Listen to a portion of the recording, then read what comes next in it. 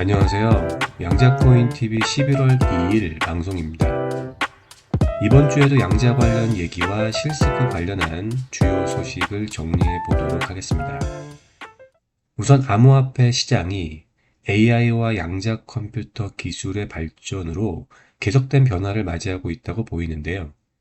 블록체인 기술과 암호화폐 관련 보안, 거래 등에 이미 영향을 미치고 있고, 특히 양자 기술은 암호화폐 시장의 위협과 기회라는 이중적인 의미를 가지면서 앞으로도 암호화폐 시장에 큰 영향을 줄 것으로 예상이 됩니다.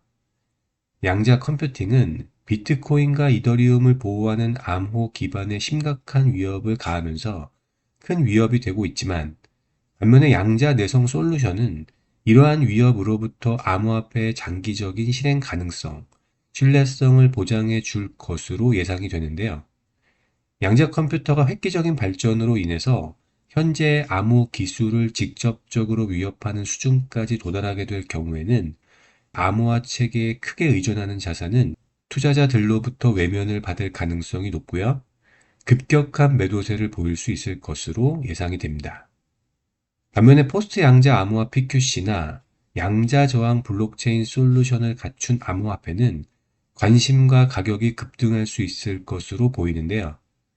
이러한 현상이 아직은 투자자에게 나타나고 있지는 않지만 시간이 지날수록 이러한 경향이 조금씩 생겨날 것으로 생각이 되고요.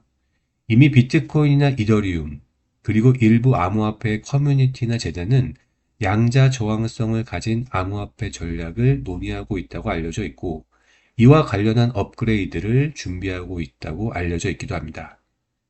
앞으로 조금씩 포스트 양자 암호 PQC의 도입이 관심사가 될 것으로 보여지고, 양자 컴퓨팅 기술의 발전이 앞당겨질수록 반대로 강력하고 확장 가능한 양자 보안 기술의 획기적인 발전과 관심이 폭발적으로 나타날 것으로 예상이 되는데요. 투자자들은 양자 저항에 대한 명확한 로드맵을 보여주는 자산을 선호할 것으로 보이고요. 앞으로 향후 10년은 이러한 변화를 경험하는 시기가 될 것으로 예상이 됩니다. 사실 작년부터 실스크는 가장 먼저 비트코인 지갑 해킹 방지 기술을 발표했었죠.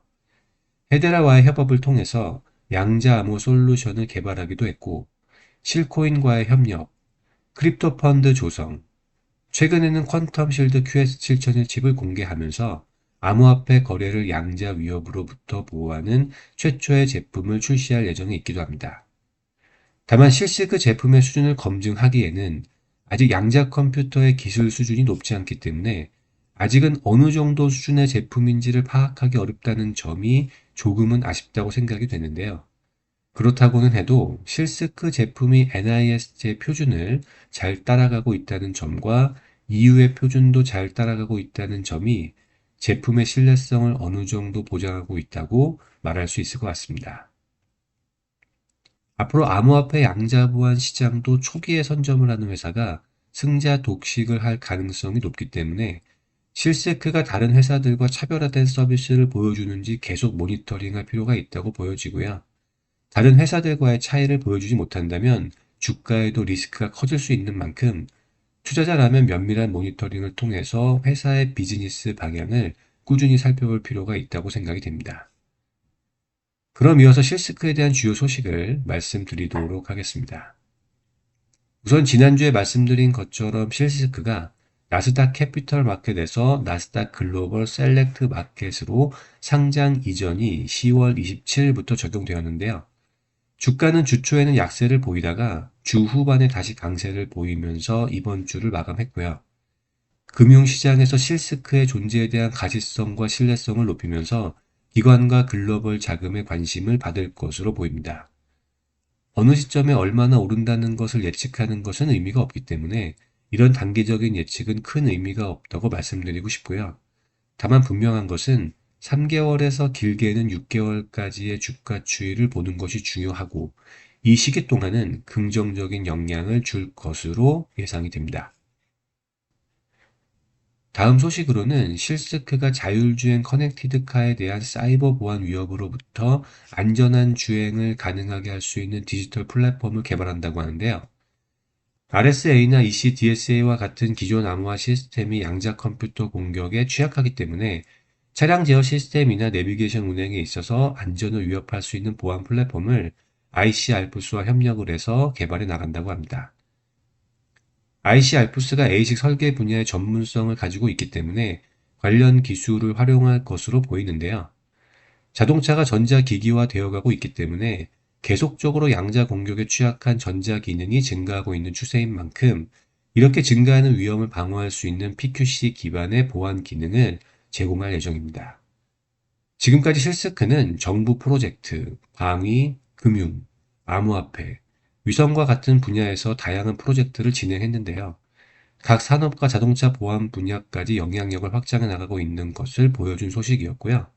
종합 양자 보안 회사로서의 가능성을 보여준 소식이었다고 생각이 됩니다. 그리고 최근에는 금융 분야에서 위켄과의 협력을 강화하면서 고객 신원 확인 솔루션을 공동 개발하고 있기도 하죠. 금융 데이터 보호 분야에 대한 새로운 기준을 준비하고 있기도 한데요. 금융 분야의 경우에는 특히나 양자 위협에 대한 준비가 가장 먼저 되어야 하는 분야이기 때문에 실스크도 이 부분에 관심을 많이 가지고 있고요. 최근에도 위켄에 대한 추가적인 투자를 단행하면서 이 분야에 대한 사업을 확장해 나가고 있고 이후에 추가적인 투자도 준비하고 있다고 알려져 있습니다. 다양한 보안 분야에서 활약하는 실스크 소식이었고요. 다음 소식은 실스크와 와이즈셋이 한국의 위성발사 서비스 회사라고 하는 이노스페이스와 전략적 파트너십을 구축하는 양해각서에 서명했다는 소식도 있는데요. 이 파트너십을 통해서 와이즈셋은 이노스페이스의 한빛 시리즈 발사체를 이용해서 최신 보안 위성을 발사할 예정이라고 하고요. 신뢰성이나 비용적인 측면에서 경쟁력을 가질 수 있을 것으로 기대하고 있습니다. 위성 발사에 대해서는 미국과 인도에서의 위성 발사 협력에 이은 추가적인 소식이고요. 올 11월뿐만 아니라 내년에도 계속된 위성 발사 소식이 있는 만큼 좀 더 비용 효율적이고 신뢰성이 높은 서비스를 선택할 수 있을 것으로 보여집니다. 최근에 양자주가 관심을 다시 받다 보니까 다양한 양자 보안 회사들이 출연하고 있는데요. 대부분 제대로 된 제품이 없는 상태에서 홍보만 되어 있는 기업들이 많습니다. 대부분의 벤처 기업들이 그렇지만 가지고 있는 역량에 비해서 홍보가 과대평가된 경우가 많은데요. 대부분 양자 회사들이 아직은 변별력을 가지기에는 너무 초기 산업이기 때문에 옥석을 가리는 것이 매우 중요하다고 말씀드릴 수 있을 것 같고요. 아직은 누가 최후의 승자가 될지 단정할 수는 없기 때문에 일단은 국제 표준과 미국 NIST 표준을 가장 잘 따르면서 현재 기준으로 양산 가능한 제품과 서비스를 제공할 수 있는 회사, 그리고 양자 기술이 가장 발전한 미국을 중심으로 사업을 하는 회사에 투자를 하는 것이 그래도 가장 안전하다고 보여집니다. 일단 실스크는 다른 양자 소규모 회사들 대비해서 어느 정도는 차별화되어 있다고 보여지는데요. 그렇다고 하더라도 계속된 모니터링이 필요하다고 생각이 되고요. 사업의 방향과 비전이 잘 진행이 되는지 투자자라면 계속 지켜봐야 한다는 말씀을 드리면서 오늘 방송을 마치도록 하겠습니다. 오늘도 시청해 주셔서 감사드리고요. 다음 시간에 또 찾아뵙도록 하겠습니다. 감사합니다.